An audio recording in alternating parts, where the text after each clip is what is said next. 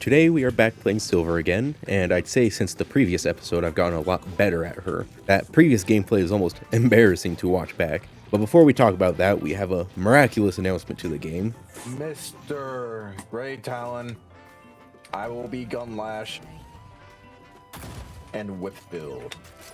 I promise I will get at least top 2 damage. Spoiler, he did not get top 2 damage in this game, but I like the confidence and I like the communication. This game is going to be great. For this game I was playing with my duo, who has been playing a lot with his very experimental and successful melee carry Kelvin build. One of the greasiest, toxic, filthiest build and hero combinations I've ever seen. Add on Silver, it becomes public bus floor nasty, because theoretically, Kelvin's Thunderdome provides an easy form of close-range combat for whoever's fighting in it. The combat range that Silver, of course, thrives in. And that's on top of other crazy supportive tools Kelvin has, which we'll talk about. We are in yet another Yamato lane. I don't know how or why, but I seem to constantly play against them. I know I swapped to this lane, but I wasn't looking. I just wanted to be with my laner. But hey, I'm getting really good at beating them. I've had this request come up a few times now. I've talked about how you should die fewer times or even just take less damage, all in lane specifically, but not really how to approach that concept, at least in a little more depth. And I want to try and talk about it a little bit during this lane phase.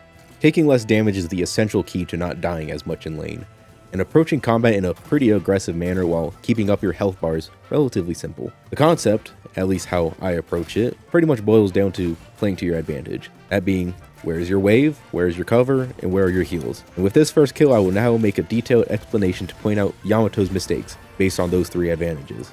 First is the wave. It is pushed past the bridge, so we already have control over it. And with it, we have defensive high ground. Then she is half health, with no heal troopers nearby or a reliable heal source. I felt confident in that fight simply because, with that defensive advantage already, Kelvin has a heal on his bomb to play around.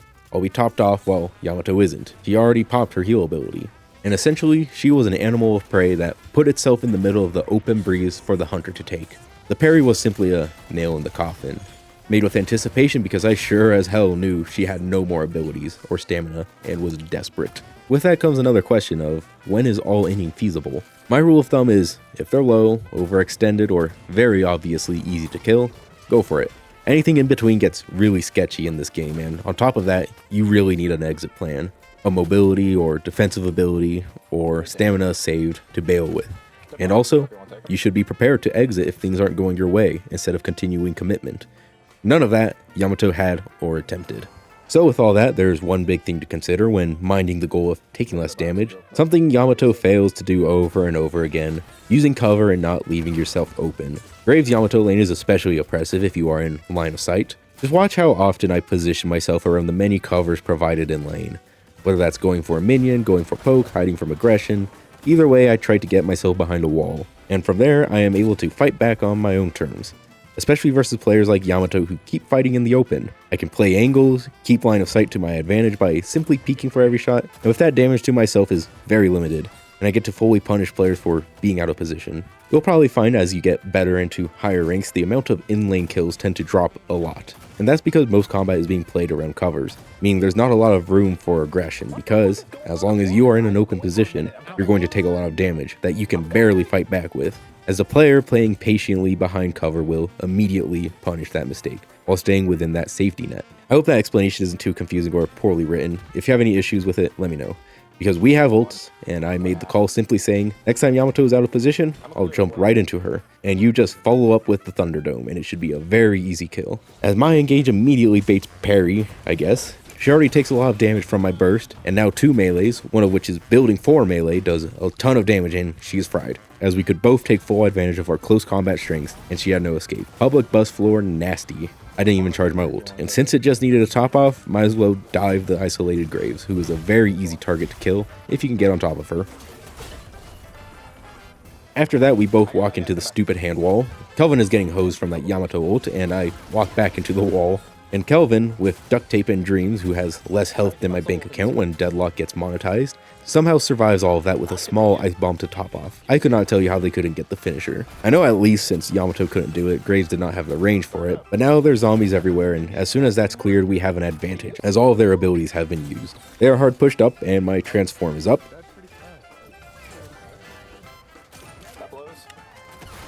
I hit a fat combo on Graves, forcing her to bail. Yamato stayed, however, giving us another easy opening for an under tower dive. I miss all my shots in a very embarrassing manner, and Kelvin wanted me to have that kill, but he gets the finisher. I got headshot booster. I get their casino and we get their guardian, finishing this lane in a very oppressive manner. Okay, so here's where the Kelvin just gets ridiculous. I'm overextended with this lane. I shouldn't be there, but I also didn't realize Yamato and Graves were going to jump me from weird angles, and I wish I recorded our comms for this. I essentially just shouted to my boy, "You have dome, please save me." But as the Yamato ult slash put me straight into kill range, he barely made it. Separated Yamato from us, and the amount of heal the Thunderdome provided was barely enough to out-heal Graves' damage that I get transform off of to not only survive but come out with a kill and a solid health bar to punish the now ultless Yamato in a 2v1 with. Public bus floor, nasty, disgusting, filthy character combo Kelvin Silver is. I should not have survived that, let alone get a double off of it. After all that, Kelvin wanted some solo farm, so I went to gank the shenanigans occurring on blue. 7 was already getting fried, I just helped with that, and Mina was nice and in position for me to pop a combo on, getting the crew here another kill. And we figured might as well grab that guardian since Lash is here too for some reason.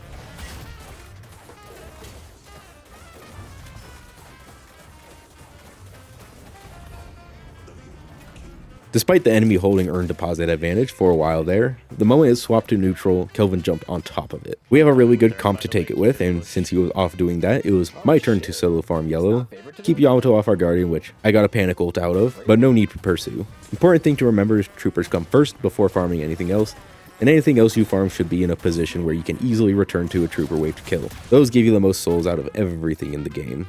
Do not forget that. Victor showed up and Kelvin wanted to collapse on their push. I kind of didn't want to full Thunderdome commit because he had ult up, but Kelvin decided to run it anyways.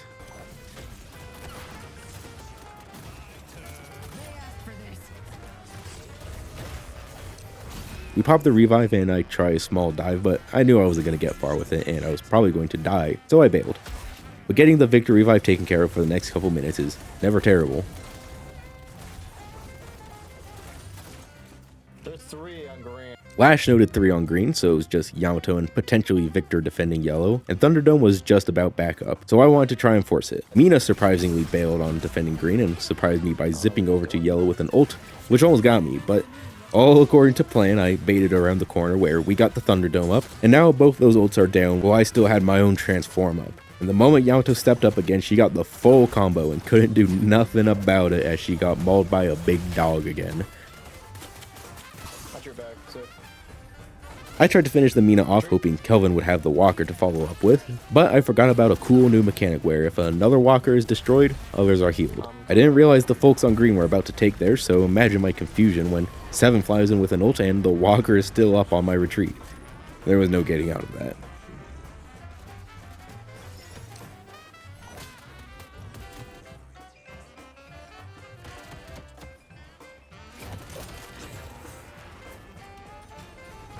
You might have noticed a moment ago, Yamato's a little cranky, and I of course make my opinion playing versus Yamato known.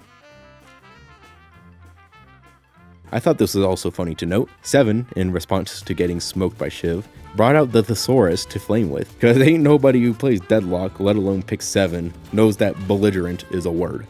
Oh, they're doing arm. We can defend this. We're pushed. Sir, yes, sir. Yep. I have ult too, so I can make him feel real stupid. I will happily rally behind this guy, and Kelvin is already fighting, so I went in to help. Grab the Yamato pick, they already deposited, and I noticed we are way outnumbered here, and I wanted to back out. They kept going, a bird strike killed the goo, and Shiv went in late, got 7, then died himself. That was a horrible fight to take, but we went pretty even overall at the least. 7 made the mistake of hard overextending for my boy Kelvin, and me and the crew were having none of that, and we ended up all chasing him down, rightfully defending our disgusting Kelvin player.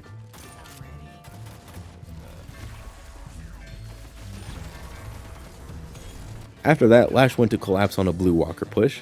I knew he was low, just didn't know where he was until he made the shout. And just like my boy Kelvin, nobody was gonna hurt my boy Gun Lash. Yamato barely couldn't finish the kill on Lash, and all I had was a bunch of bullets to pump into her, giving Lash the kill before Yamato could kill him, to barely survive that engagement with. I was high on the adrenaline rush and ran face first with ult up into 3 guys. Then when Lash reasonably mentioned he was backing because he was low, I realized what I was doing. But my damage on 7 got him killed, so I take that win. Game went pretty neutral for a while after that. A lot of pushing on blue that was to be relieved simply by pushing side lanes and closing their opportunity to hard stack there. Flash requested help once again, so I went to cut off a fleeing Mina, who turned around and in her insane mid-air escape. That's funny. One of the best, dirtiest, filthiest mid-air birds I ever seen. Through all that, they started stacking for the urn, so with only the goo man defending, the three of us took the opportunity to grab the last walker, while nothing much thankfully came out of that urn fight other than losing it, and we got that walker. The game really quieted down at this point, as there's a unique macro game to play here. We have all three of their walkers already, team soul counts are pretty even, and we still have all three of our own walkers up. This is a pretty complicated situation to approach, since it's significantly harder to start taking base without a good lead. The enemy is playing a bit safer, and we want to defend our walkers. First, since it's neutral, urns are going to be consistently helpful here, because we have a map advantage simply by having their walkers. We don't get that map advantage though without lane management, but all that is simply continuing to push up waves, and when we have a forward lane advantage, we can start snowballing that lead with nearby camps, including camps on their side, to do everything we can to starve the opponents of income, and slowly bleed them to death while we wait for a mistake to take advantage of, as it's late enough into the game where kill cooldowns are pretty high. The team decided to make a swing looking for that mistake, and we got it. The plan was to fake mid-boss, get the boss to make the map wide call out, and force the enemy to approach, while our team instead sets up to jump the contesters. Wait a minute, what the fuck are they doing? Just finish that shit. Nah, just Get finish it. it. They're on fucking yellow now. I don't know what the fuck they're doing. I have ult. Right Yeah, now, this I guy, mean- so No, fake is definitely the right play, but these guys might be stupid. The mistake was made when, out of nowhere, we had three guys hard pushing yellow, two of which hard focusing Talon for some reason, so there was nothing they could do about it, and they were able to instead finish off the mid boss before the enemy could hard contest. Only lost one walker out of that and a single rejuve for some reason. I don't know what happened there, but I just needed to head over to help clean up that fight. And now we have huge momentum to start pushing the base with. Mina made a heroic play to take down Vindicta, and Victor found himself really far up for some reason, Get this bitch. Get his ass. running back, and he got his ult pop. And as soon as it popped, Kelvin turned that situation into a 1v1 Thunderdome, while we all watched instead of pushing base.